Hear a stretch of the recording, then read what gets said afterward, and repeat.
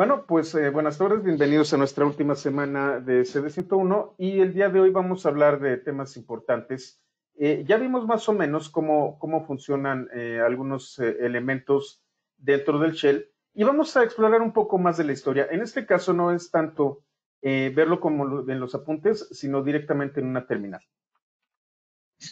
Si yo quiero ver la historia de lo que yo he realizado durante mis diversas sesiones, si ustedes recuerdan, tenemos el archivo .bash history.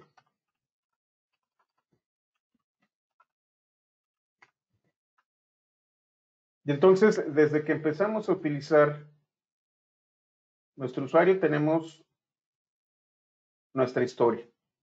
Por lo general, este archivo va a guardar los 1000 comandos más recientes que hemos nosotros utilizado. ¿Cómo me muevo a través de la historia? Puedo utilizar las flechas. Flecha hacia arriba y me voy moviendo en la historia desde el primer comando, desde el primer comando que yo utilicé últimamente, y voy revisando la historia. También, como sucede con Vim, si yo le coloco 12 y la flecha hacia arriba, se va a regresar 12 líneas hacia la historia.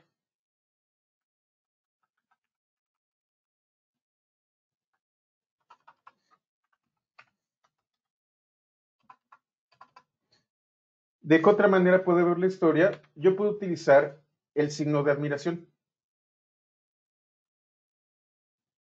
El signo de admiración le indica al sistema que voy a ejecutar un comando previo de la historia.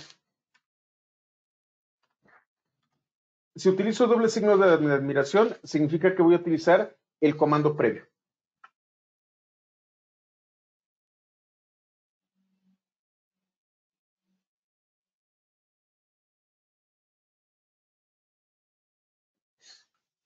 Nuevamente, doble signo de admiración.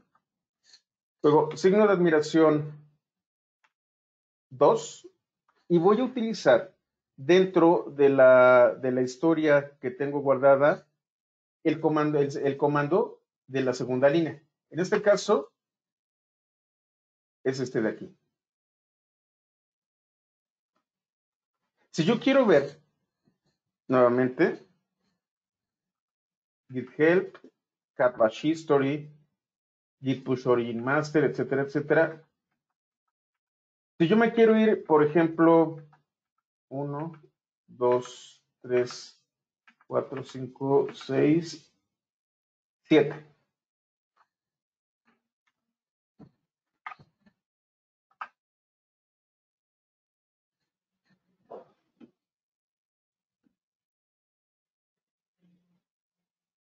Entonces me trae 7 hacia arriba.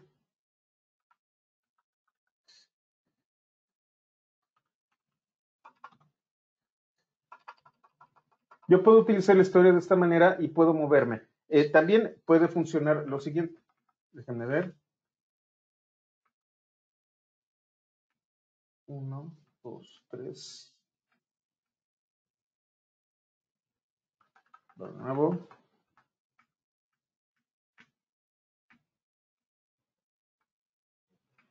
8. Pero no es menos 8. Ahí está, CD101. El signo de menos me dice que no empiezo desde los primeros comandos, sino desde los últimos.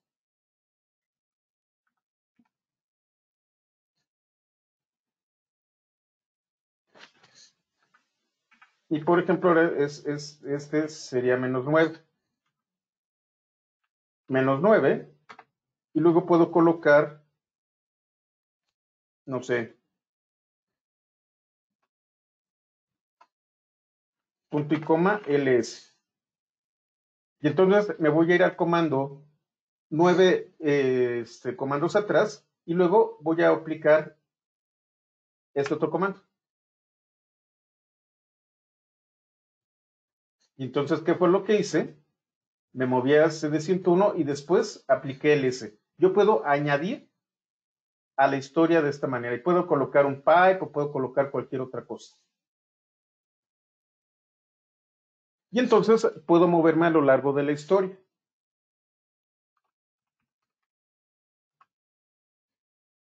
También puedo utilizar este comando de la siguiente manera. El último comando que tenga hecho, lo voy a utilizar. Por ejemplo, cd. Perdón, aquí. Entonces, el último comando en el que yo haya utilizado el cd, lo va a ejecutar. Que es cd101, punto y coma, ls.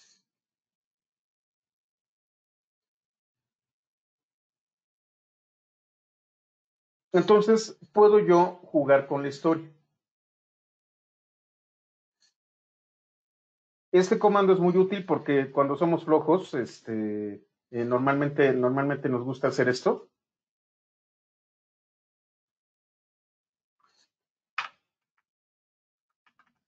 Y hacer las búsquedas de este tipo, utilizando las flechitas para ver qué fue lo que hicimos previamente. ¿Queda claro el uso de la historia? La historia me permite, y de hecho es una de las características que tiene Bash sobre el Bourne Shell. El Bourne Shell, el original, no tenía historia, no podía guardar historia. Cuando nosotros utilizamos Bash, tenemos un archivo que contiene todo el historial de los comandos que nosotros hemos tenido. Es bastante conveniente porque entonces simplemente recordamos, utilizando las fechas, qué fue lo que hicimos anteriormente.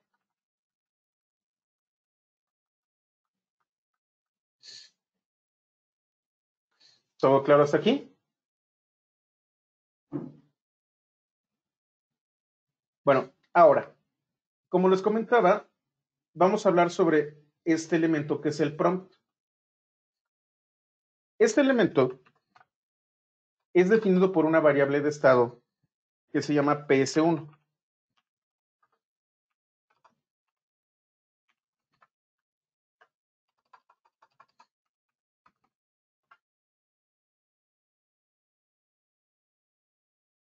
ps1 me da la configuración de cómo debe de estar el prompt.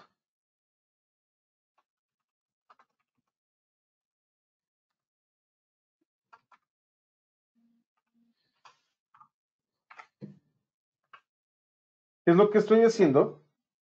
Le estoy diciendo al sistema que ahora la variable ps1 lo único que va a contener es el signo de moneda.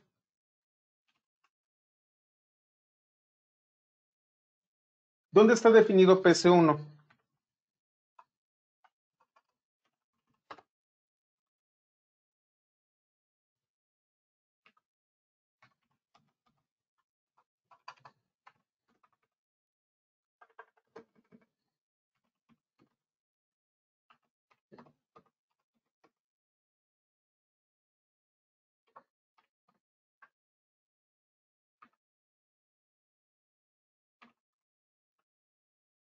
Aquí está. Dentro de mi archivo bash.rc tengo la configuración de ps1. Entonces, por ejemplo, aquí tengo una diagonal y aquí tengo un dato. En caso de tener un chroot, ¿qué va a ser? Por ejemplo, aquí tengo el usuario y la hora. Entonces, ps1, diagonal u, signo de pesos. Pero no es la otra diagonal, creo.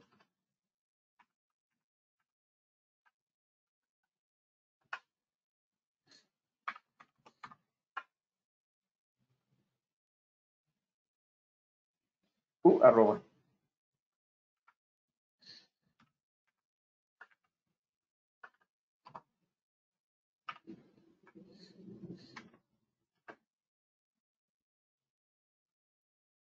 Bueno.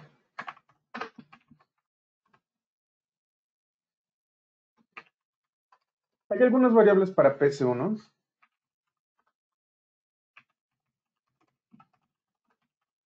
que los voy a colocar en el chat.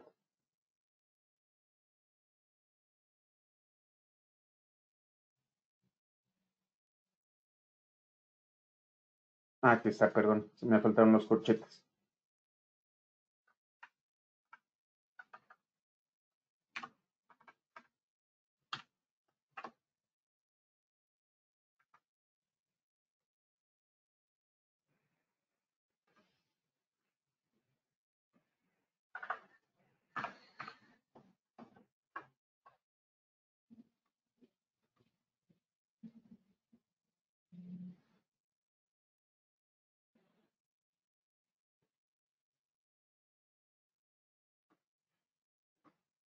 Permítanme que me lo pongo.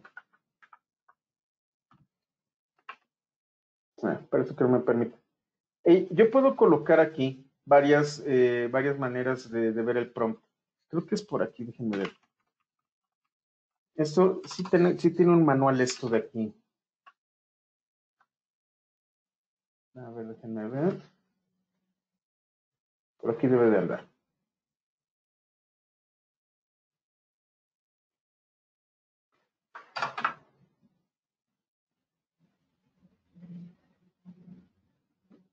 Bueno, vamos a utilizar este de aquí. Este era el que estaba buscando.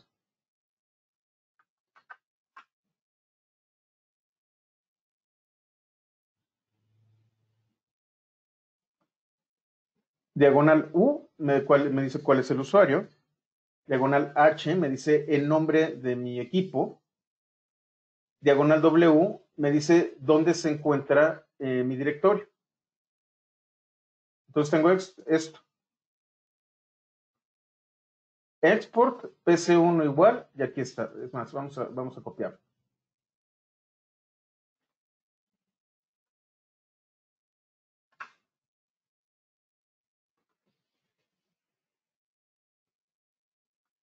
No, seguramente me faltan las comillas. ¿Qué es lo que hice? Fue, dime cuál es el usuario, luego colocas la arroba y el nombre de mi equipo.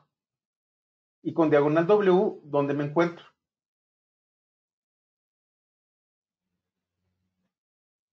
Hay una opción que es la opción de tiempo, que es la que tengo aquí. Diagonal T. La versión del kernel, cuál fue el estatus del último comando, y así sucesivamente el color.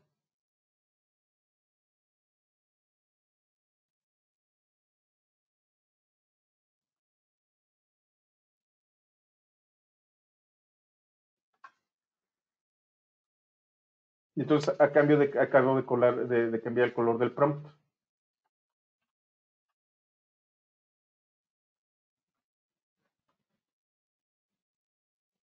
Esta es una variable de entorno que nos ayuda mucho a poder personalizar ¿cómo se llama? Nuestra manera de ver las cosas. Por ejemplo, déjenme, me voy, creo que sí lo tengo aquí instalado. Me voy aquí a Ubuntu. Este es el prompt que yo tengo en Ubuntu configurado.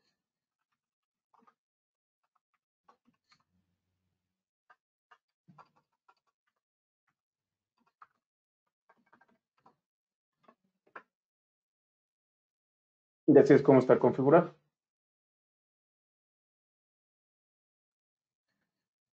Pero ¿qué pasa si yo utilizo source?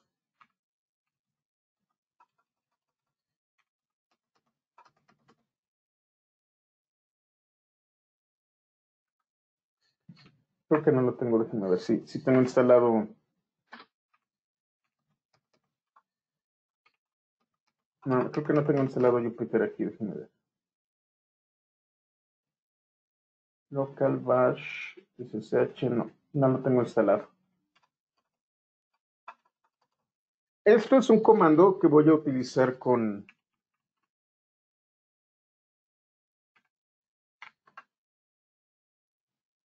pip.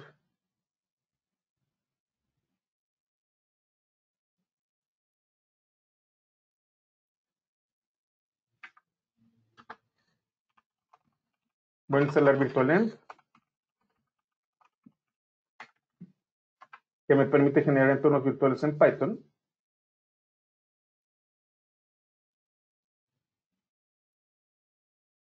y tiene que ver mucho con Chroot, que vamos a ver un poco más adelante. mkdir le voy a llamar Jupyter. Y luego voy a utilizar virtualenv.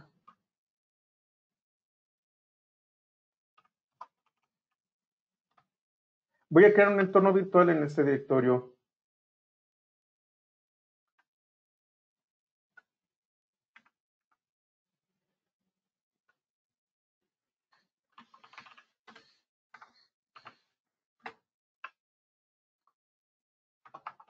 Déjenme instalar bien, creo que cometí un error.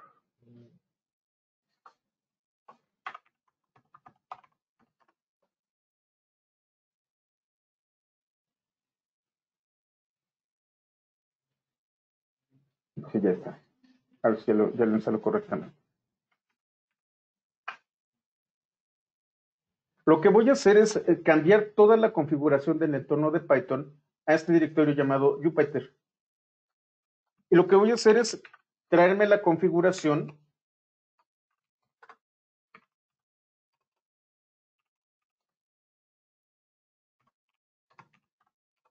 de un script llamado activate. Este va a hacer que cambie el entorno de donde se encuentran las bibliotecas principales de Python, pero además me va a cambiar el prompt. Base name es donde yo tengo identificado el entorno virtual. Entonces, cuando yo le hago source, recuerden que source ya lo vimos, significa que voy a extraer las variables que se encuentran en un archivo. Source, Jupyter, bin, activate. Dentro de todas las cosas que hace este script, además de cambiarme dónde están las bibliotecas de Python, me cambia el prompt.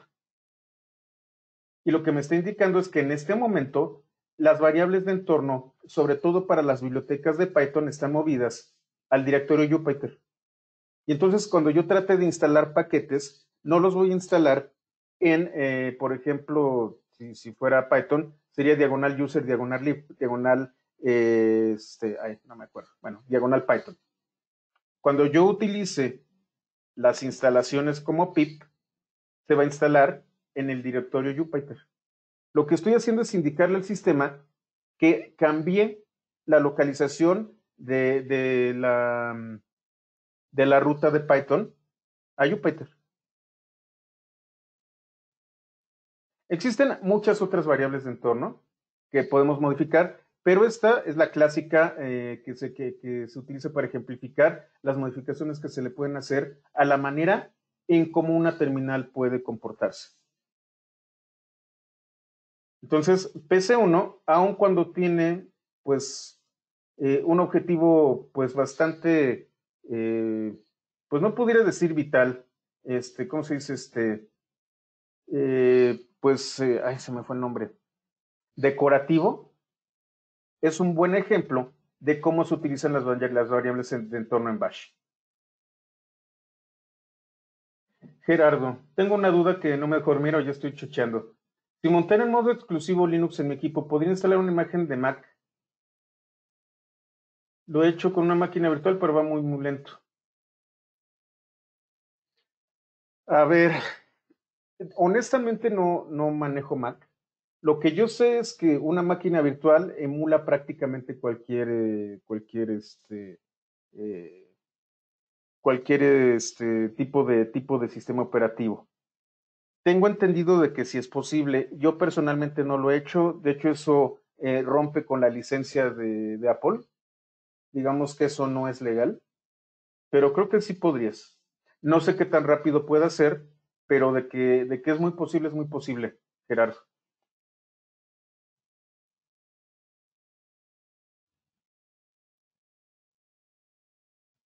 Bueno, vamos a continuar. Entonces, con esto terminamos de ver el entorno y vamos a hablar ahora de manera general de cómo funciona Linux. Si ustedes se fijan, los últimos capítulos tienen que ver con inicio y apagado, kernel, módulos y dispositivos, volúmenes y particiones, gestión de servicios, hardware de contenedores, redes, paquetes de software. Prácticamente todo lo que sigue es de nivel introductorio. Va a haber un segundo curso, que es para el 121, en donde vamos a hablar de la administración completa. En donde voy a hacer un poco de hincapié, va a ser en el tema de paquetes de software y en fecha, hora y temporizadores. Todos los demás únicamente van a ser demostrativos. Entonces, vamos al tema de inicio y apagado del sistema.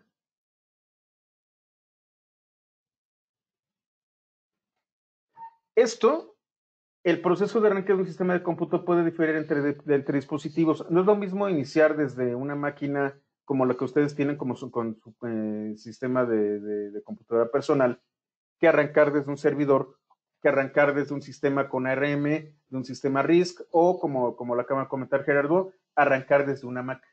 Cada uno de estos sistemas tiene su modo de arranque. De hecho, las Macs son bien particulares para arrancar su sistema. Sin embargo, tienen componentes primordiales. Para empezar, tenemos lo que se conoce como un sistema de arranque. Bueno, este no debe de estar aquí, déjenme lo quito de aquí.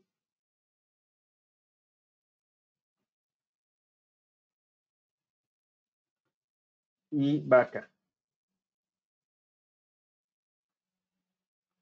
Ok, ¿qué es lo primero que vamos nosotros a tratar como software cuando iniciamos una máquina?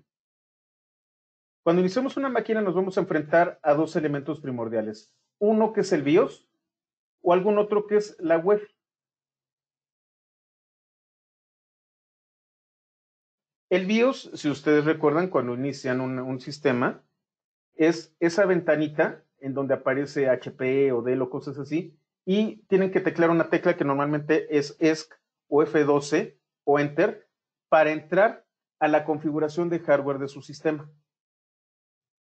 Y ahí ustedes se van a topar con dos herramientas de software. La primera es el BIOS, que es el sistema de entrada y salida básico, eso significa BIOS. Y es un componente del motherboard de su máquina. Este componente es de software. Sin embargo, está empotrado dentro de un chip que está en la motherboard. Este BIOS es el encargado de la configuración inicial del hardware que ustedes tienen. Cuando ustedes compran un motherboard, siempre van a tener un BIOS que va a ser lo primero que va a arrancar. Y si no tienen el BIOS, van a tener un sistema UEFI. El BIOS y el UEFI hacen exactamente lo mismo, nada más que el UEFI es mucho más avanzado. El BIOS es un componente de software que en el caso de los sistemas de escritorio y servidores se encuentra embebido en un chip de la placa madre o motherboard de dichos equipos. Su función es la de configurar los recursos de hardware a bajo nivel, de tal forma que los sistemas operativos puedan detectar todos estos dispositivos y utilizarlos al arrancar. Del mismo modo, el BIOS me indica qué partición es en donde yo voy a arrancar.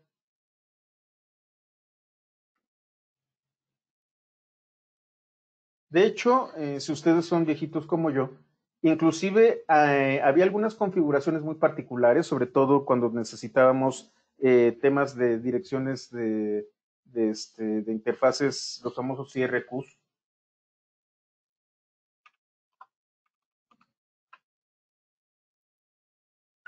Y estamos hablando ya de hace unos 15, 20 años, que era el Interrupt Request, o para configurar cuál era el disco duro principal y cuál era el disco duro secundario. Había unos taponcitos pequeñitos que tenían por dentro dos ranuras. Estas ranuras estaban forradas de metal. Eran pequeñitos, se llaman jumpers. Son unas piececitas negras de plástico que de hecho, si ustedes tapan un sistema, se van a encontrar a veces uno o dos jumpers que colocaban en dos o tres también patitas metálicas. Anteriormente, para definir los recursos del sistema, nosotros utilizamos estos jumpers.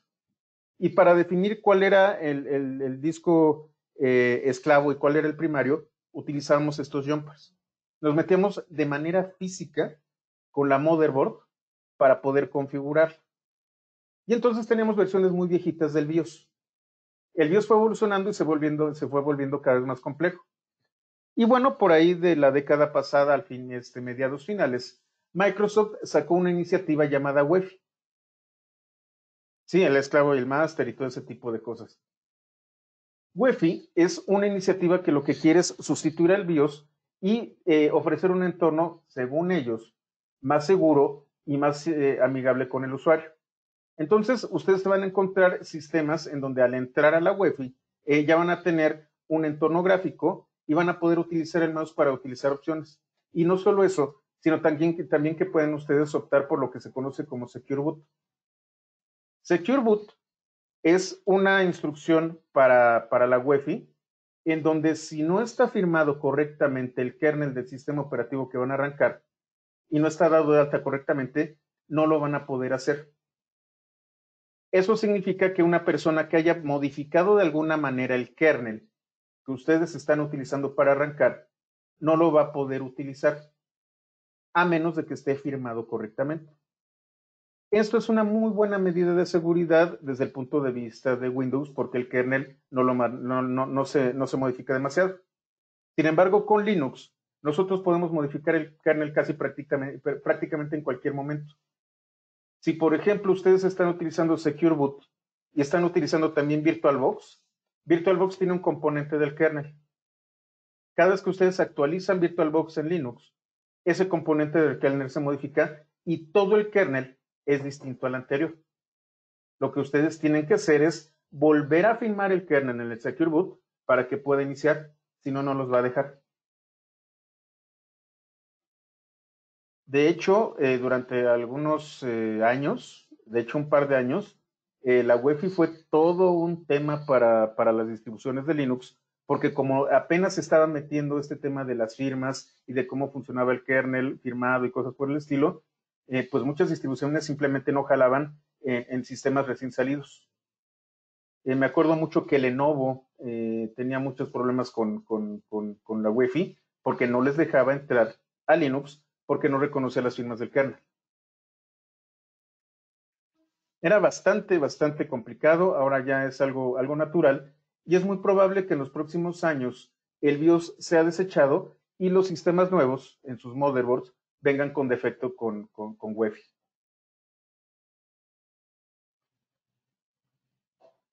Ahora, estos son los componentes de software que vienen en la motherboard. Arrancamos el sistema, todo el tema eléctrico y electrónico empieza a funcionar, se levanta el BIOS o el UEFI, ya está la configuración, yo le indico si utilizo tarjeta de sonido, si utilizo virtualización, algunos tienen chips de seguridad, hay contraseñas maestras, etcétera, etcétera. Toda esa configuración antes de arrancar está ahí. Y entonces yo al BIOS le indico, ¿sabes qué? Vas a arrancar de un CD-ROM, vas a arrancar de un disco duro, vas a arrancar desde red, y ese va a ser tu elemento principal de arranque. Normalmente cuando ustedes oprimen F12 al momento de arrancar, el sistema les da opciones de dónde a partir de dónde van a arrancar. Una vez que ustedes lo deciden, lo que va a hacer el sistema es buscar un sistema de arranque o bootloader. Es un sistema de arranque. Un sistema de arranque es un programa muy simple cuya función es la de cargar los componentes mínimos de un sistema operativo durante el proceso de inicio de un equipo de cómputo. En este momento estamos hablando del BIOS y de la UEFI, de los servidores y de las máquinas personales. Pero, por ejemplo, ya vieron que les estuve presumiendo la placa esta de la Jetson Nano. Esa placa está basada en la arquitectura ARM. Es un chip como el que tienen los celulares. La gran mayoría de los celulares que no tengan un chip Intel utilizan ARM. El modo en que arranca uno de estos dispositivos, como suele suceder con la Raspberry Pi, como sucede con su celular o como sucede con el Jetson, es un poco distinto. Normalmente, cuando nosotros trabajamos con este tipo de dispositivos, son dispositivos que no tienen demasiadas configuraciones de hardware. Cuando nosotros tenemos un servidor o una computadora, le podemos colocar cierto tipo de tarjeta de video, podemos sustituir la tarjeta de sonido, podemos añadir diversos componentes de disco. Total, podemos configurarla dependiendo de todas las ranuras de expansión que tiene la motherboard. En el caso de los sistemas, como sucede con la Raspberry Pi, aun cuando sí tenemos otros conectores para cierto tipo de dispositivos, el arranque es mucho más rápido porque tenemos una sola placa base que se construye millones de veces y de que no va a cambiar su configuración. Entonces tenemos un arranque simplificado en donde en lugar de BIOS me voy directo al bootloader, al sistema de arranque. Un sistema de arranque va a buscar, cuando hablamos nosotros de equipos basados en Intel o computadoras personales, va a buscar el registro maestro de arranque del disco duro principal. El disco duro tiene varios elementos, varias particiones, pero los primeros 512 bytes, y no estoy hablando de Ks, estoy hablando de bytes, de un disco duro, están dedicados a colocar el sistema de arranque, el mínimo. Con eso tú enciendes, es como la llavecita para arrancar un carro. Ahí es en donde tú colocas un set de instrucciones muy pequeñas que habilitan el arranque del sistema. De hecho, cuando el MBR es dañado o es contaminado o es borrado, entonces ustedes ya no pueden acceder al sistema y en el caso de Windows tienen que hacer un relajo, irse al sistema de recuperación, sobreescribir MBR, etcétera, etcétera, etcétera. Lo mismo sucede con Linux. Lo más común es que cuando ustedes hagan una instalación, esa instalación utilice el MBR para poder arrancar el sistema. Sí, BCDedit, así es. Alicia, ¿qué tal? Sin embargo, nosotros también podemos definir dónde se encuentra el bootloader. Si nosotros no tenemos la MBR con algo y el sistema no la encuentra, va a buscar en cada partición. Cuando ustedes formatean un disco o una partición, dicen que hay una opción que les permite hacer esta partición booteable o iniciable. Esto significa que los primeros 512 bytes de la partición, no del disco, se vuelven booteables. ¿Qué bootloaders tenemos para Linux? Tenemos ISO-Linux, que es el bootloader que se utiliza normalmente en los CD-ROMs o en las llavecitas USBs.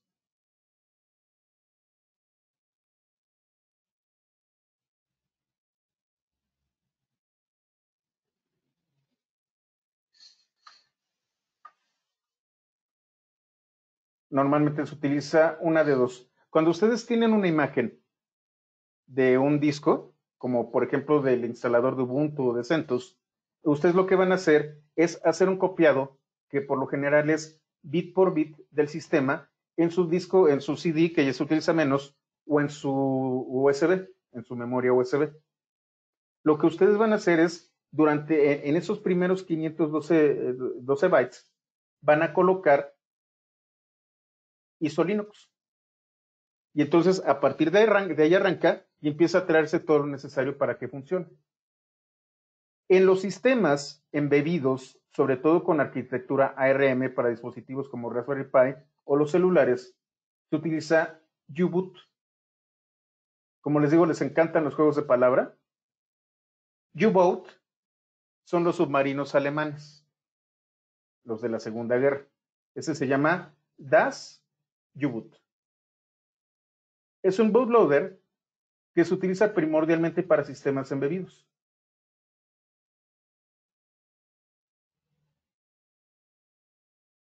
Si ustedes están utilizando la Raspberry Pi, van a estar utilizando U-Boot. Si ustedes están utilizando un sistema Linux dentro de la arquitectura Intel, y entonces tienen un motherboard como los Gigabit o como los Asus, etcétera, etcétera, entonces lo que van a estar utilizando, si están instalando Linux, es Grub.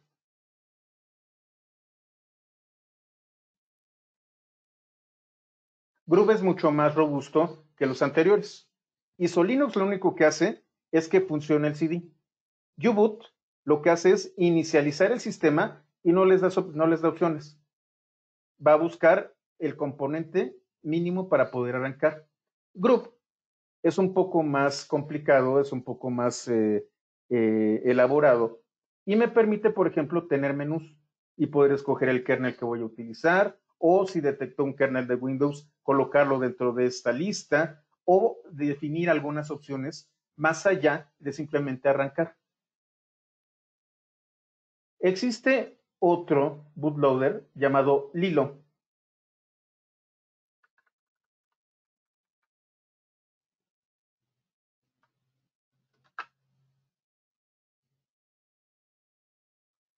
Los que son viejitos se han de acordar de él. Este era el bootloader por defecto que se utilizaba hace 15, 20 años. Era el tradicional, pero se volvió demasiado arcaico y Group lo sustituyó. Nuevamente, el Master Boot Record es lo mínimo para que pueda arrancar. Lo que hace Group es, ya que inicié de manera mínima, me traigo el resto de las bibliotecas y sistemas para poder arrancar correctamente. ¿Qué elementos de arranque tiene un sistema Linux? Tiene una imagen de inicio. El kernel de Linux es monolítico y modular. ¿Qué significa esto? Yo tengo una porción, que es la porción principal del sistema, que es la que me va a servir para que arranque. Una vez que arranque el sistema, digamos lo mínimo necesario para detectar el sistema de archivos, lo mínimo necesario para detectar el procesador, una tarjeta de video básica y lo mínimo necesario para que funcione, es la parte monolítica del kernel. A partir de ahí, conforme vaya detectando hardware, le voy añadiendo módulos a este kernel. Entonces tengo el core del kernel, que yo defino qué partes vienen del core, y algunos módulos que yo puedo utilizar conforme los voy descubriendo. Existe un archivo llamado initrd.img. Init RAM disk. RAM disk es lo primero que hace el kernel de Linux. En memoria, porque todavía no sabe si existen discos duros, en memoria levanta un pequeño sistema de archivos. Y a partir de ahí, inicia todo el proceso de inicio del sistema. Es la mínima expresión de lo que ustedes van a necesitar arrancar. Ya que arrancó y detecta un sistema de archivos correctamente, entonces pasa el control del sistema de archivos y empieza a buscar todo lo necesario para que ahora sí arranque correctamente el sistema. Si la partición de disco duro que ustedes tienen no funciona correctamente o está corrupta o dañada o lo que sea, ustedes se van a quedar única y exclusivamente en initrd. ¿Se acuerdan que hablamos de VisiBox? Cuando ocurre esto, que es la peor pesadilla que le puede ocurrir a cualquier persona en Linux, lo que van a tener es una terminal que dice, el sistema de archivos está corrupto, estás en un sistema con VisiBox temporal con usuario de root y estás totalmente solo. Sí cargó initrd, sí pudo funcionar, pero no detectó el disco con el que iba a arrancar. Y entonces ustedes tienen que utilizar magia negra para poder hacer todo lo necesario para restablecer el sistema. Isaac, cuando utilizas diferentes sistemas operativos en un disco fijo, ¿qué cuidados debemos de tener? ¿Qué cuidados debemos de tener? Sobre todo apagar correctamente los sistemas. Eso de darle el botonazo es lo peor que pueden hacer. Terminar como debe de ser, sobre todo tener mucho cuidado con el malware y definir bien las particiones. Aquí hay algo muy importante, qué bueno que lo comentas, Isaac. Por ejemplo, esta máquina que ven ustedes aquí tiene una configuración muy particular de detección de dispositivos. De hecho, tiene una UEFI avanzada, es una Dell. Dell me permite utilizar, sobre todo para estos modelos que son de gama media alta, me permite utilizar ¿cómo se llama esta cosa? Que sacó Intel, que no es un disco duro, pero es un caché para disco duro. Intel Optane.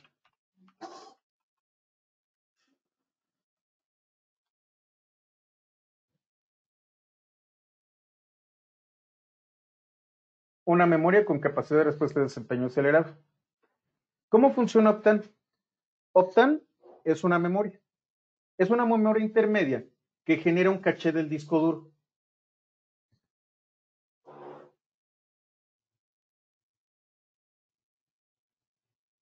Permítanme un momento, denme un segundito, creo que tengo una llamada, denme un minutito.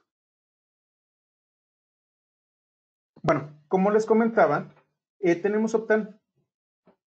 Optane es una memoria que se coloca entre el sistema de memoria tradicional y el disco duro.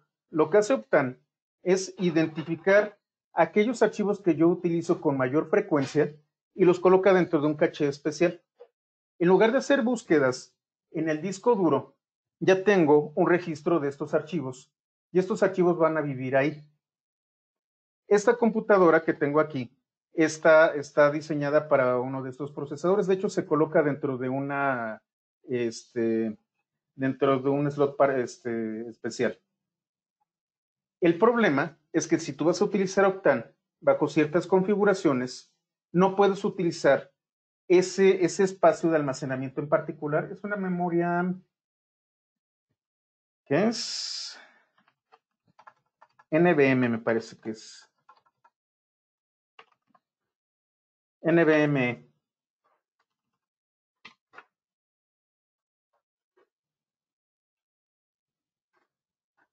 Son estos chips.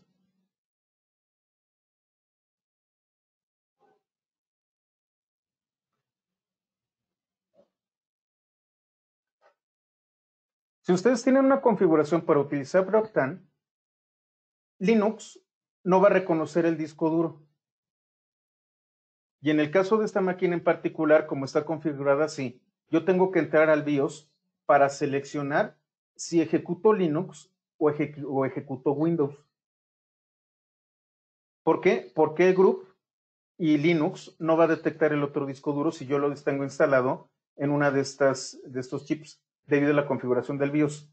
Si yo reconfiguro el BIOS, entonces el Windows va a quedar totalmente desconfigurado y tengo que reinstalar por completo el sistema operativo. Es alguno de los cuidados que deben de tener ustedes, sobre todo cuando ingresan software adicional. Digamos que las particiones no son tan de cuidado, sino cuando ustedes empiecen a utilizar hardware de este tipo y empiezan a añadirle cosas, primero chequen compatibilidad y segundo, cómo está configurado el BIOS para poder utilizar estos recursos. Optane tiene las limitaciones de los ciclos de lectura-escritura, como los dijo. Sí, Omar. De hecho, Optane es sobre todo para consulta. Por eso te digo que ahí es en donde guarda el caché de los archivos más utilizados. No los más escritos, sino los más leídos. Y entonces te optimiza el uso de tu disco duro, en donde tienes un caché con todos aquellos archivos que más estás consultando. Normalmente en Optane lo que vas a colocar es la parte de arranque del sistema. Lo que tenía esta máquina cuando yo la compré es que justamente en este chip, que normalmente es de, no sé, 16 o 32 gigas, no es muy grande, está el sistema de arranque. Entonces arrancas muy rápido y ya después tienes acceso a tus recursos de disco. ¿Qué fue lo que hice? Compré uno más grande, me compré un chip de estos de 512 gigas. Y entonces, como yo utilizo más que nada Linux, instalé Linux dentro de este chip y tengo un disco duro de estado sólido que también venía con la máquina y ahí es en donde tengo el Windows original funcionando. El problema es que no quiero volver a instalar el Windows, es una monserga horrorosa. Y entonces lo que hago es directamente desde el BIOS utilizar la opción para escoger si es Linux o es Windows. ¿Por qué? Porque no se detectan. Y ese es un gran problema. Creo que esos son los cuidados que debes de tener, no tanto con las particiones, sino con este software en particular, con este hardware en particular.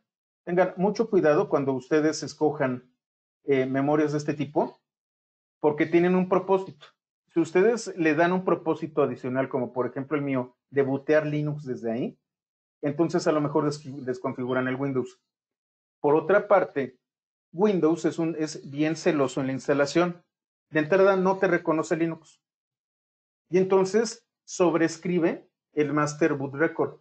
Si tú ya tenías instalado Linux e instalas Windows, vas a tener que recuperar el Master Boot Record. Porque te lo borra y no te pregunta, lo borra y coloca el de Linux y no puedes bootear. Tienes una de dos, o que reinstalar Linux, o tomar un live CD, hacer un chroot y configurar Groove a mano. Sí, seguramente te pasó, Giovanni, así es como ocurren las cosas. Esos son los cuidados que debes de tener cuando tú haces este tipo de instalaciones con distintos sistemas operativos en la misma máquina. Gerardo, ¿hay algo similar que no sea interno? Sí, sí, de hecho sí hay. Inclusive tienes tú, ¿cómo se llama? Me choca utilizar anglicismos. Tienes cases en donde puedes guardar de estos.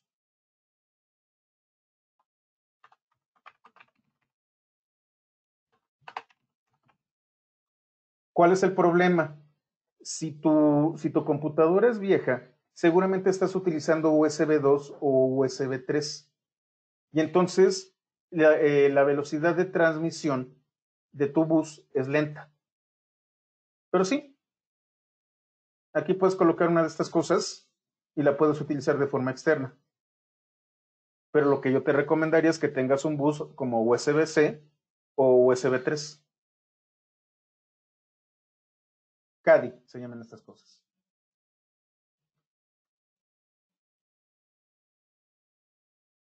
Para discos duros externos no te recomiendo NVMe, sino los tradicionales. De hecho, Kingston sale bastante bueno. No es comercial, pero salen muy buenos y son relativamente baratos. Crucial también es bueno, nada más que es un poquito más caro. Adate es barato, pero tengo mis dudas, ¿eh? No es tan bueno como puede suceder con Kingston. Tengan mucho cuidado con eso. Normalmente Adate es el más barato. Déjenme ver. Ah, no, Kingston ahorita es el más barato. Y Crucial me gusta mucho, pero sobre todo para RAM. Hay Western Digital, hay otras marcas, pero lo que yo les recomiendo es váyanse por Kingston, porque ahora sí, como dicen con Huawei, la relación calidad-precio está muy equilibrada. Bueno, vamos a continuar. Sí, los Samsung son buenos, pero esos sí están carísimos, Omar. Entonces, bueno, tenemos esta imagen. Esta imagen se va a guardar en FS File System, en el sistema de archivos de inicio en RAM. Eso significa esto. Cuando ustedes arranquen, lo primero que van a ver es initfs RAM. Ya que lo obtuvo, carga el disco duro y va a leer un archivo que se llama VM Linux con Z y tiene la versión del kernel. Ahí es en donde se encuentra el resto del kernel. Lo trae. Ahora sí tiene el kernel completo, el kernel monolítico, y a partir de ahí yo puedo cargar otros módulos. ¿Dónde se guarda esto? En el directorio diagonal boot. Este directorio es el que tendría que estar en un sistema Optane. Si es un sistema chiquito de 16 gigas, el boot es en donde es el directorio que se debe de colocar ahí.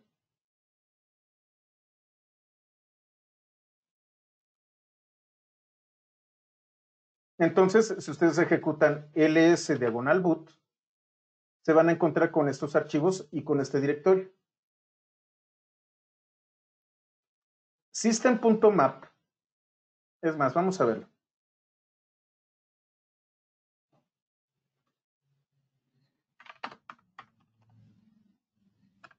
Aquí está boot.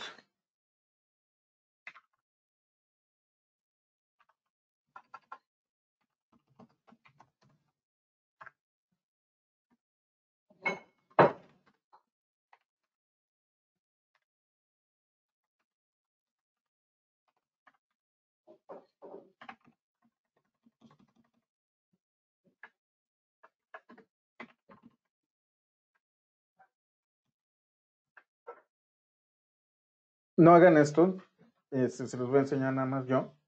System.map contiene apuntadores del sistema.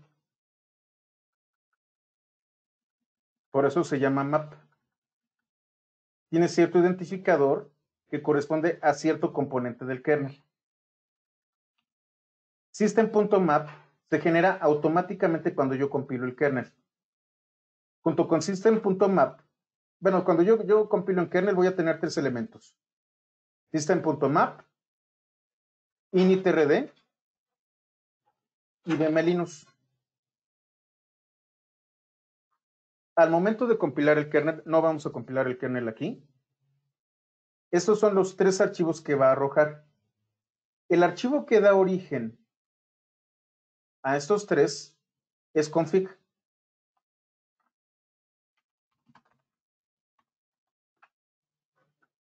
Este es el archivo de configuración del kernel de Linux de Ubuntu. No es otra cosa más que un archivo de texto que tiene toda la configuración de Ubuntu. Si yo quiero optimizar el kernel de Linux, entonces edito este archivo. Y a partir de este archivo genero un make, luego un make-compile, compilo el kernel y me traigo estos archivos a diagonal boot. Luego hago que group los reconozca y reinicio. Es un proceso tardado, complicado, riesgoso, pero muy interesante si ustedes quieren sacarle hasta el último ciclo de procesador y hasta el último recurso de memoria a un sistema. Yo puedo tener varias versiones de Linux funcionando de manera, cada vez que yo arranque, yo puedo escoger un Linux distinto. En este caso, solamente tengo una imagen y solamente tengo una versión. Por lo general, después de system.map y de config, viene la versión. Es un kernel 4.15 genérico. Si yo me voy a kernel.org,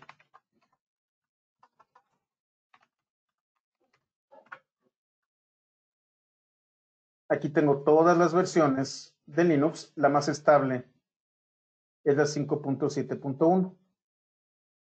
Aquí estamos hablando de que tengo la 4.15.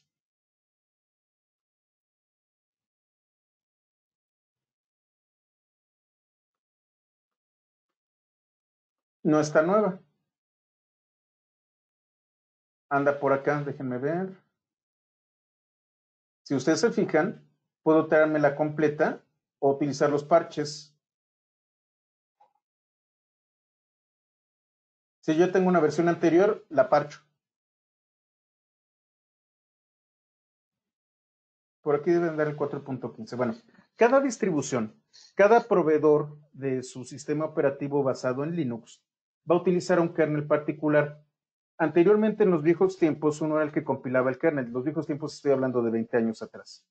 Actualmente es muy raro, inclusive para los administradores de sistemas, compilar el kernel. Normalmente tomamos el que ya está. Pero en algunos casos es necesario si tiene ciertas características particulares nuestro sistema. Esto es parte de CD 121, la compilación del kernel y ver las características de cada uno de los componentes. Sin embargo, vale la pena que sepan qué son estos archivos. Y además, tengo group. Este debe ser un comando, entonces por favor colóquenle aquí en lugar de Markdown code. Y esta es la estructura. Si ustedes se fijan, hay toda una estructura del group. Y también si se fijan, tiene estos archivos que dicen .mod. .mod es para módulo. Y también si ustedes se fijan, tiene componentes muy básicos. Estos son los módulos del kernel a los que echa mano group para poder arrancar.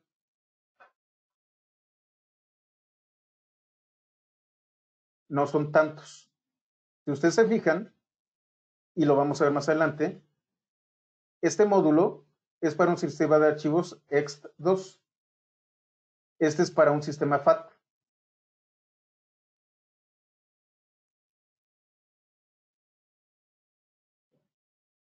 Déjenme ver qué hay interesante aquí. Para HCI, que es para ciertos dispositivos de entrada. Si yo tengo contraseñas, total, tengo aquí lo mínimo necesario para poder cargar. Tenemos aquí los de video, VGA, etcétera, etcétera. Lo único para levantar una pantalla, una terminal de texto, poder utilizar el teclado, quizá el mouse y acceder a los discos. No mucho más. La configuración del grupo está en otro lado. Aquí está cómo funciona el group, es la aplicación del group y la configuración está en diagonal etc group.d.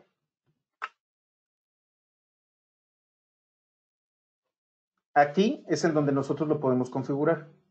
Otra vez, esto no es parte de este curso, sino de CD121. Bueno, ya inicié, ya arrancó el kernel. En este momento estoy en lo que se conoce como espacio del kernel. El espacio del kernel es, ya arranqué, ya el sistema está funcionando, ya todos los componentes necesarios para el sistema están listos y ahora lo que necesito es iniciar el sistema como tal. Para eso, yo voy a utilizar el sistema de inicio, el sistema principal. Si ustedes recuerdan, les estaba hablando de systemd, de que era el primer proceso. Cuando nosotros hacíamos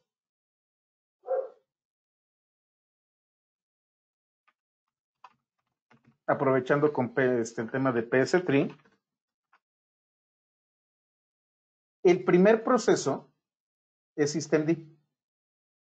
Este proceso es el que se encarga de hablar con el kernel y hablar con los usuarios.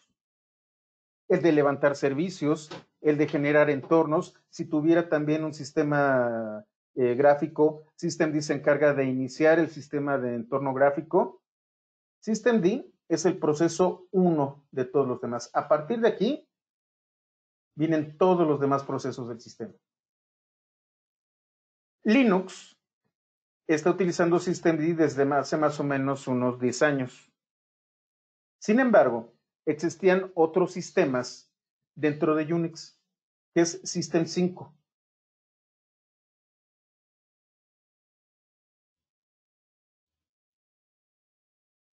System 5 viene de la tradición de Unix. No sé por qué le piqué de TNT.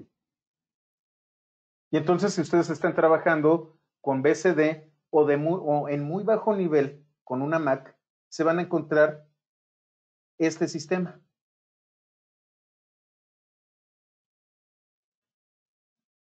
Este sistema fue inicialmente utilizado en los sistemas Solaris de Sun Microsystems. Y a partir de ahí se volvió muy popular.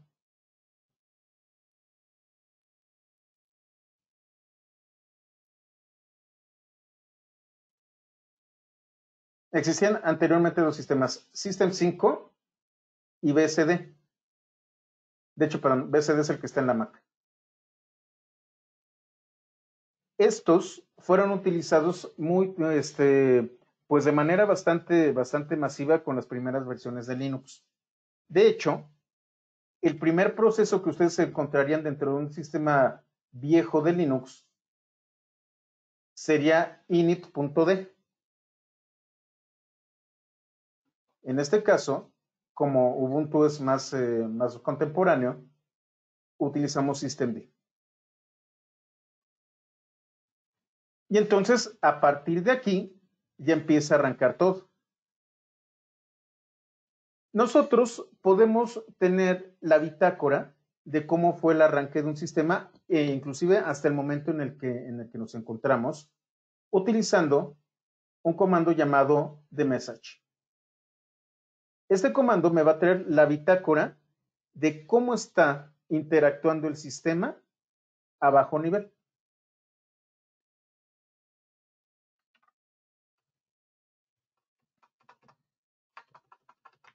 Si ustedes te crean de message así tal cual, les va a tener un montonal de datos. Vamos a utilizarles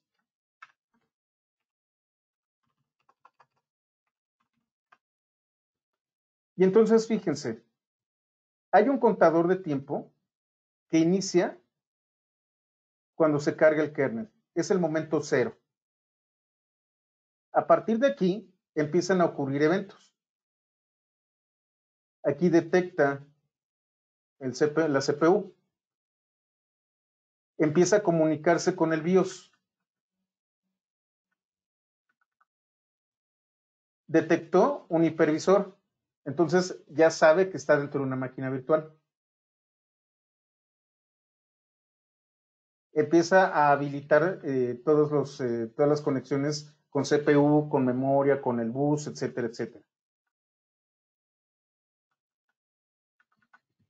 Fíjense aquí. Aquí se crea un disco RAM. Aquí es en donde se carga el sistema. ACPI es el encargado de descubrir los dispositivos.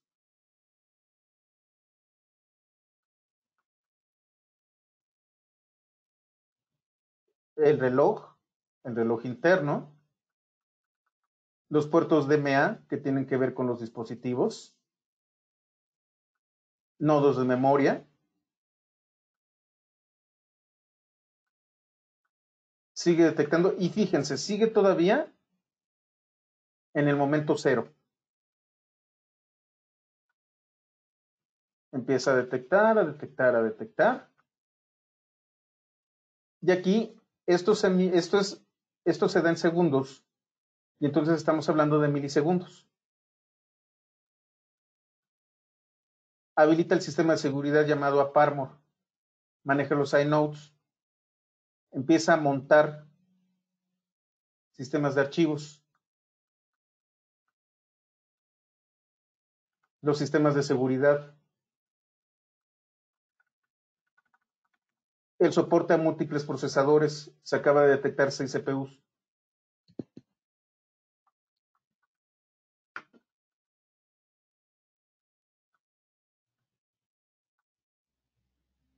Empieza a buscar en los puertos PCI. Acaba de identificar la tarjeta de video. Acaba de detectar el USB. La red genera sistemas de archivos virtuales. Empieza las conexiones de red.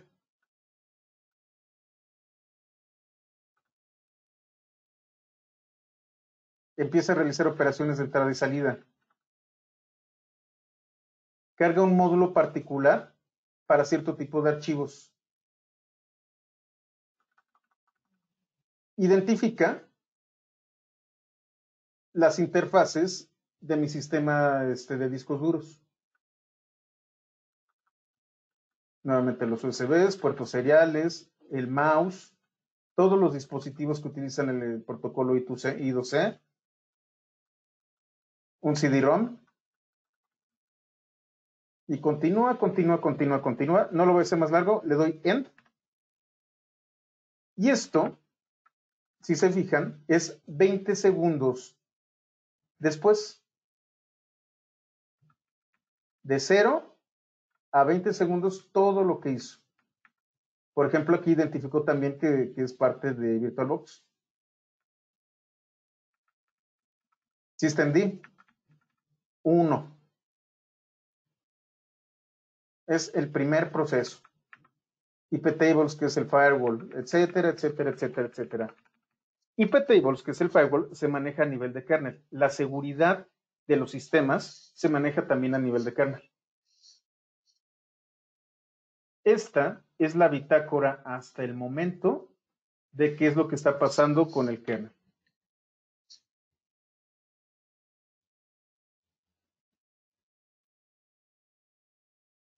Ahora bien, ya vi cómo inicia. ¿Cómo lo apago? Bueno, por ejemplo, aquí lo que voy a buscar son todas aquellas líneas que dicen CPU. Pero ¿qué pasa si yo le coloco todas las líneas que digan iptable? No trae muchas. ¿Qué sería bueno? Systemd.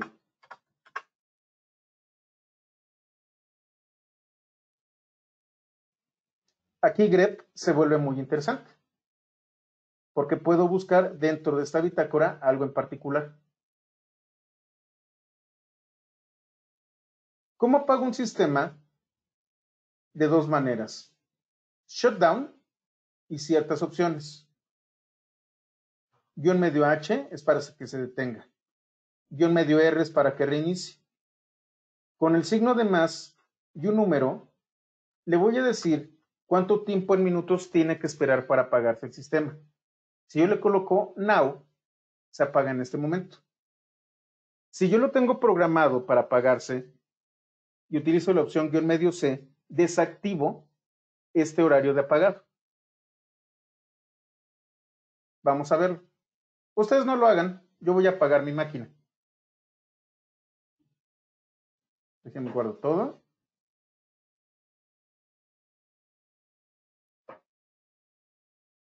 Abro una terminal y voy a teclear shutdown -H, o sea, se va a apagar. Y now. Para poder apagar yo necesito permisos. Esto va con sudo.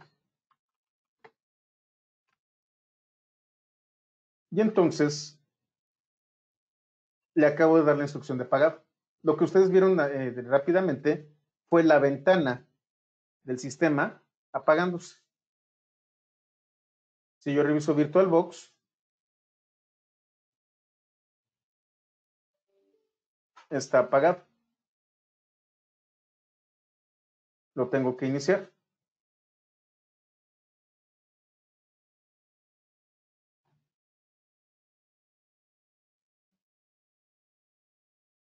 Entra el kernel, detecta, busca, etcétera, etcétera, y inclusive 20 segundos después sigue funcionando. Esto que ven ustedes tan rápido es lo que les enseñé que está en The Message.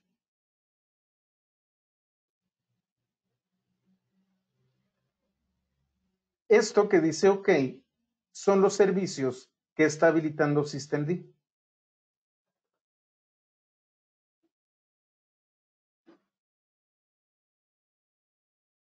Uno de los servicios que está habilitando es el de Jupyter.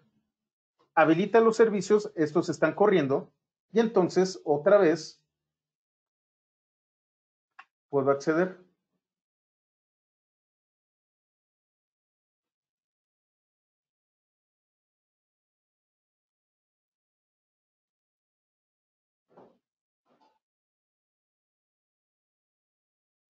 Hay otro comando que es reboot. Reboot es reiniciar. Recargo esto. Sudo reboot. Déjenme ver si tengo la ventana. Aquí está la ventana. Si yo le doy reboot, apaga los servicios, cierra y vuelve a iniciar.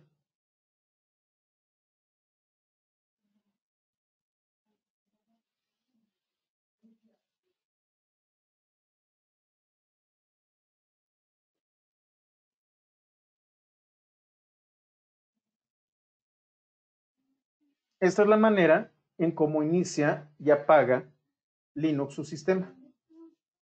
Como ven, pasan muchísimas cosas en unos pocos segundos. Aquí, pues perdió el control, ya no hay conexión con respecto a Jupyter, pues porque se apagó. Y ahorita hay que dejar pasar unos segundos y ya la vuelve a tomar.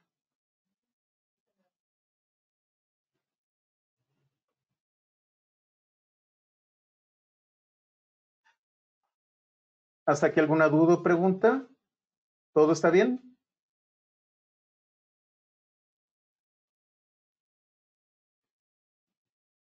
¿Todo claro? Muy bien, vamos al siguiente capítulo, que también es meramente ilustrativo, que es el kernel, los módulos y los dispositivos. Bueno, ya cargué el kernel. ¿Cómo puedo ver lo que contiene? Ay, esto está mal. Bueno, ahorita le coloco una imagen. La arquitectura del kernel de Linux permite tener un componente monolítico, es decir, en la parte central, al cual se le pueden añadir módulos de forma dinámica. Si yo tratara de tener un kernel que tuviera absolutamente todo, sería muy pesado. El kernel de Linux funciona tanto para dispositivos ARM como para dispositivos embebidos, como para grandes servidores.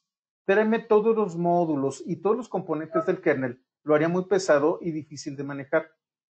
Es por eso por lo que yo tengo que configurarlo con las opciones mínimas para que pueda arrancar, pueda funcionar correctamente y de manera segura, y ya después le puedo añadir dispositivos.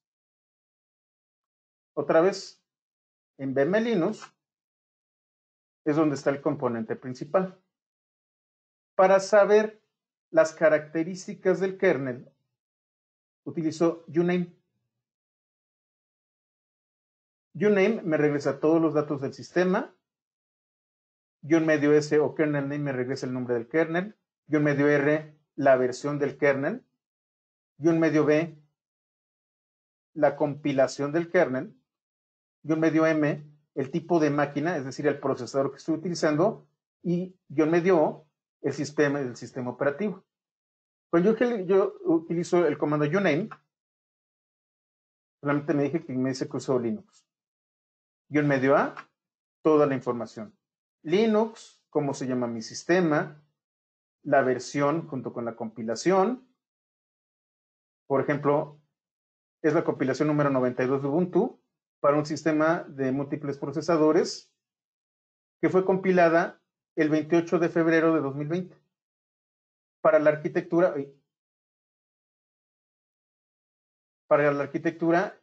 x86 a 64 bits. Algo pasó con mi kernel, déjenme.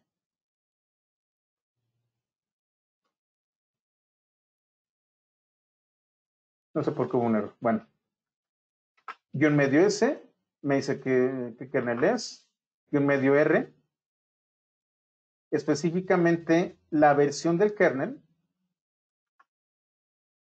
-B, el tipo de compilación, M, la arquitectura, y O, el sistema. Si ustedes hacen eso en Android, va a decir Android, no GNU Linux. Déjenme limpiarlo, porque está sucio esto. Bueno. El kernel contiene módulos. Los módulos están en libmodules.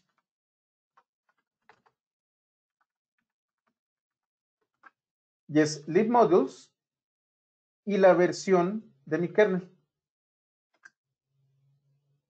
Si ustedes recuerdan, uname-R es esto de aquí. Entonces lo que estoy haciendo es listar libmodules y la versión del kernel. ¿Cómo puedo listar los módulos que se encuentran en este momento? lsmod. Y me da un listado de los módulos que están cargados. Y no solo eso, sino quiénes están utilizando. Los módulos pueden conectarse con otros módulos. Entonces, por ejemplo, tengo un módulo de sonido, que es el códec de sonido, que se conecta a la tarjeta de sonido que es Intel.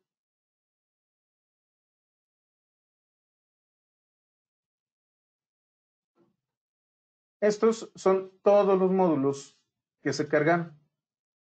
Si yo quisiera eliminar un módulo, utilizaría rmmod. En este caso tengo el módulo SND que no estoy utilizando. Este de aquí, que es el módulo general para el uso de la tarjeta de sonido, lo voy a deshabilitar.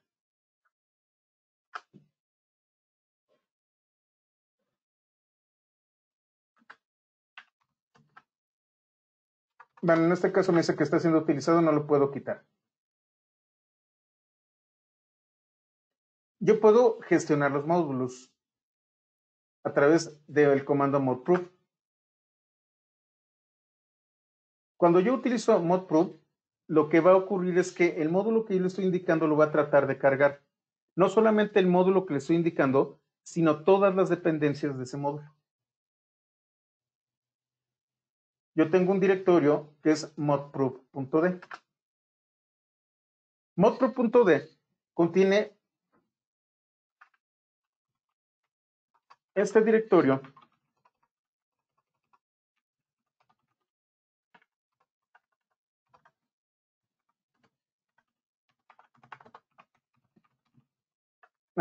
contiene archivos de configuración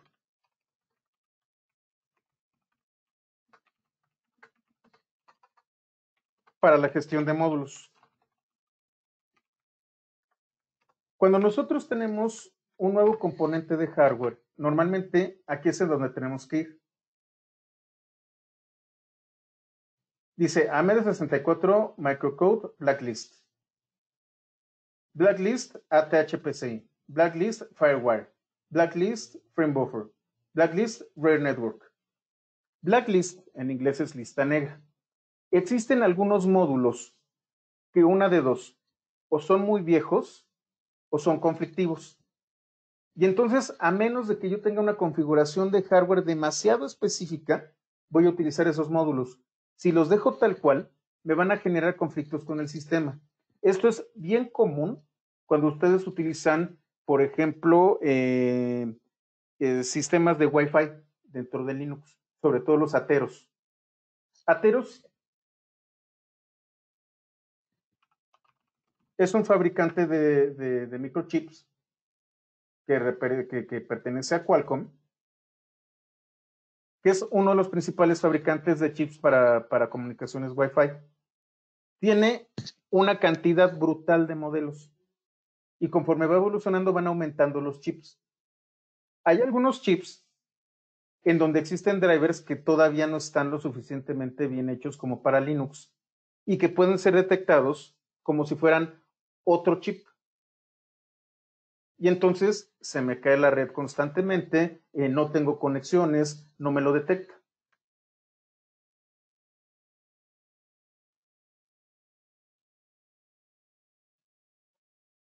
En este caso, no voy a utilizar DSCP, sino ATH. ATH es para Ateros.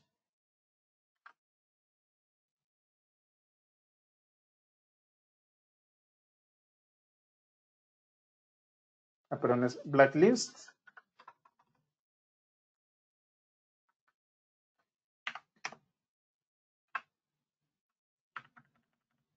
ATHPCI.com.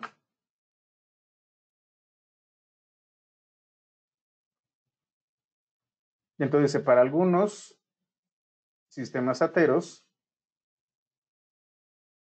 que fallan en inicializar el hardware. Y entonces, si yo tengo un sistema Ateros que quiero colocarlo en la lista negra, lo coloco aquí.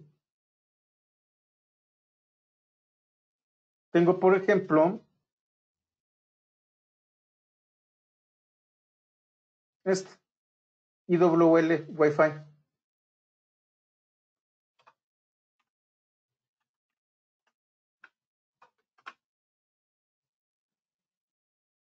Y entonces tengo un pequeño script que va a ejecutarse cuando me traiga este driver.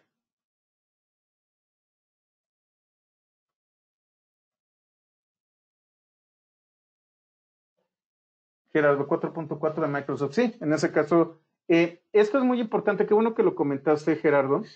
Si estás utilizando el subsistema de Windows para Linux y estás utilizando la versión 2, ya contiene un pequeño kernel. Y lo que tú me estás enseñando en el chat, Gerardo,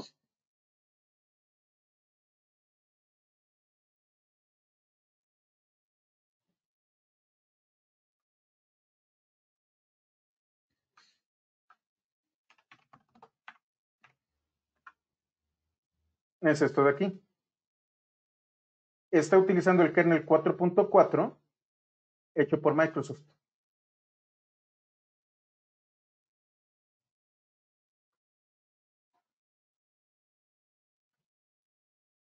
Ahora bien, yo puedo también ver cuáles son las dependencias que voy a poder utilizar. Debmod lo que va a hacer es buscar en la biblioteca que yo acabo de crear. Si hubiera acabado de compilar un kernel, yo necesito calcular las dependencias. Para calcular las dependencias utilizo Debmod. Si yo acabo de colocar un driver nuevo o un componente nuevo o algo por el estilo y no funciona, yo puedo utilizar Debmod. Y entonces lo que va a hacer Debmod es irse a la biblioteca, a libmodules, revisar uno por uno cada módulo y verificar que efectivamente las dependencias que están indicadas para el módulo estén instaladas. Y aquí, por ejemplo, voy a buscar modules.deb. Aquí es en donde están las dependencias. Déjenme ver si lo puedo leer.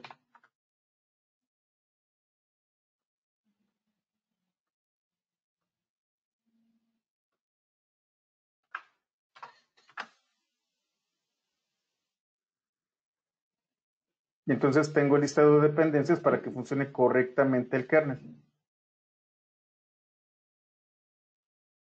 Yo puedo detectar con un sistema llamado UDEP. No lo vamos a ver. Es un daemon que me permite la detección de los dispositivos de manera automatizada. UDEP es bastante moderno. Anteriormente, otra vez en la prehistoria de esto, antes de UDEP, ustedes necesitaban hacer un script en donde especificaban los módulos que tenían que cargar y la configuración de esos módulos. Esto se hacía a mano, sobre todo cuando ustedes tenían hardware bastante exótico o bastante nuevo. Todavía me tocó durante algunos años hacer mi definición de dispositivos. En este caso, UDEP, y es más, vamos a googlearlo.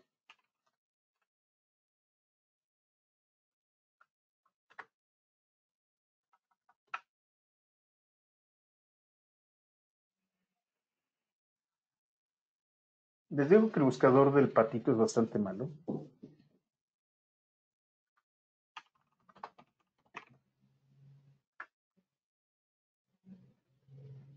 UDEP es un subsistema para la detección de los dispositivos.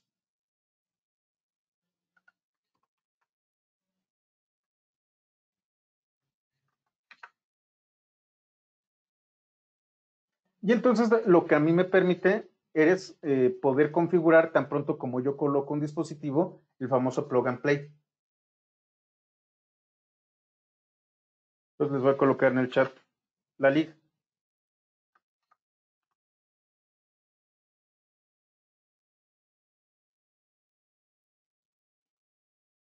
UDEP es el encargado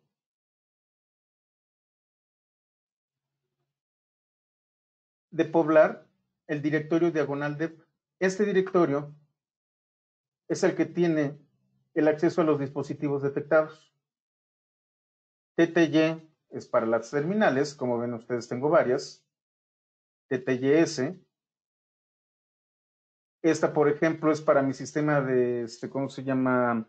De LVM, que no lo vamos a ver aquí, de mi sistema de disco. El CD-ROM, las consolas, los DVDs, tengo sistemas de cifrado,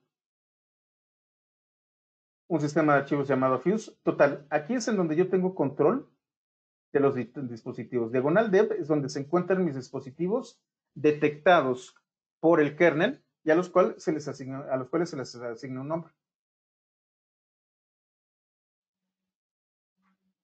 Syscontrol, que no lo vamos a ver, es el manipulador del kernel. ¿Qué vamos a utilizar nosotros para saber las características? Tenemos 3 comandos. 4.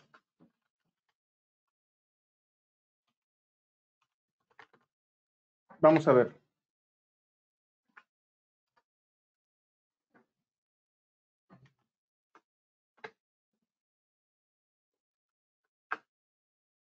LSH HW.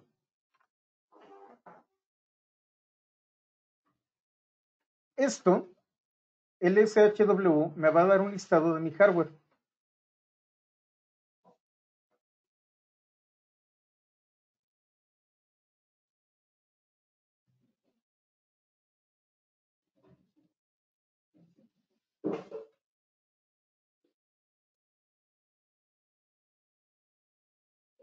¿Qué tipo de bus tengo? Tengo PCI, si tengo ISA, IDE, etcétera, etcétera, la memoria.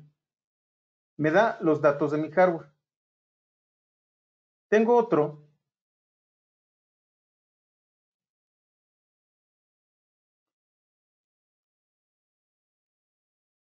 que es LSCPU. Bueno, voy a cerrar esto.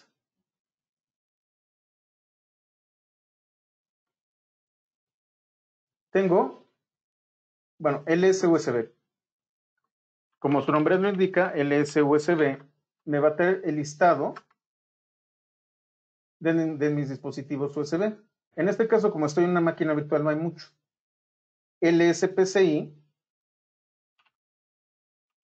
todos los dispositivos con el bus PCI. Y LSCPU me va a dar los datos de mis procesadores. Esta es la manera básica en cómo yo puedo conocer cómo está configurado mi sistema. No vamos a llegar a más, simplemente vamos a ver a la forma descriptiva de cómo está el hardware. Cómo se maneja, cómo es UDEV, las reglas de UDEV, cómo puedo yo montar los sistemas de módulos, qué archivos tengo que editar. Eso viene en CD121. En este momento, lo único que me interesa es que si ustedes tienen alguna duda respecto a su hardware, utilicen cualquiera de estos comandos y sepan de manera básica cómo es que funciona a bajo nivel el kernel de Linux. ¿Comentarios, dudas? ¿Estamos bien?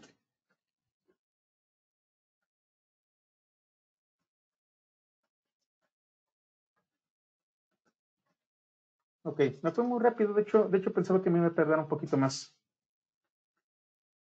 Efectivamente tienes un hipervisor. Un hipervisor, como lo vamos a ver en virtualización, un hipervisor es aquel componente encargado de gestionar las máquinas virtuales. Lo que dice Gerardo en el chat es que existe un controlador de máquinas virtuales que se llama Windows Subsystem for Linux.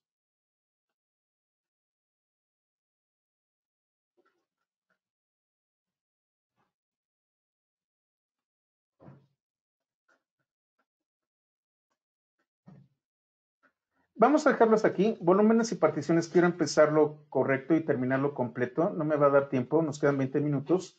Vamos a dejarlo para mañana. Vamos a ver volúmenes y particiones, Systemd y probablemente fechas, horas y temporizadores el día de mañana. Gerardo, ¿actualmente se puede armar una laptop? Sí, sí es posible. De hecho, si te vas ahí, si estás en México, Gerardo, en la Ciudad de México, si te vas a República del Salvador, puedes encontrarte máquinas a las que les puedes mover componentes. No es tan común, pero sí te las vas a encontrar. Entonces, bueno, lo dejamos aquí y mañana retomamos volúmenes y particiones, gestión de servicios y posiblemente fechas, horas y temporizadores. Terminamos el día de hoy. Muchas gracias.